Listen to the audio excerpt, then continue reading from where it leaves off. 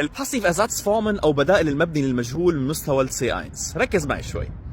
لحتى أكون الباسيف أو المبني للمجهول فأنا بحاجة الفعل werden. يعني إذا بدي أقول لك الكمبيوتر يتم إصلاحه بقول لك der Computer wird repariert. الباسيف Ersatzformen أو البدائل فيني استخدمها لما يكون في عندي بالجملة الباسيف الفعلين المساعدين können أو müssen. يعني إذا بدي أقول لك الكمبيوتر يمكن إصلاحه فبقول لك der Computer kann repariert werden.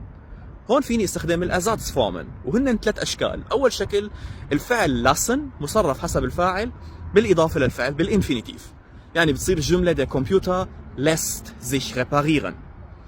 الشكل الثاني هو الفعل sein بالإضافة للفعل محول لصفة، يعني بإضافة النهايات با أو lich، يعني بقول لك der Computer ist reparierbar.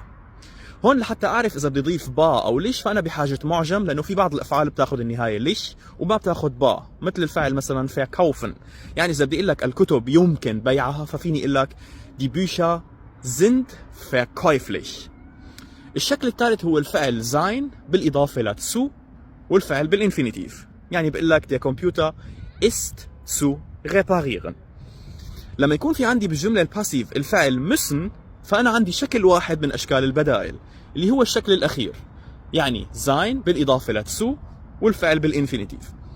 مثال، إذا بدي أقول لك مثلا المبلغ يجب دفعه لغاية نهاية الشهر، فبدل ما أقول لك der Betrag muss bis zum Ende des Monats bezahlt werden فيني استخدام الباسيف Ersatzform الثالث وأقول لك der Betrag ist bis zum Ende des Monats zu bezahlen.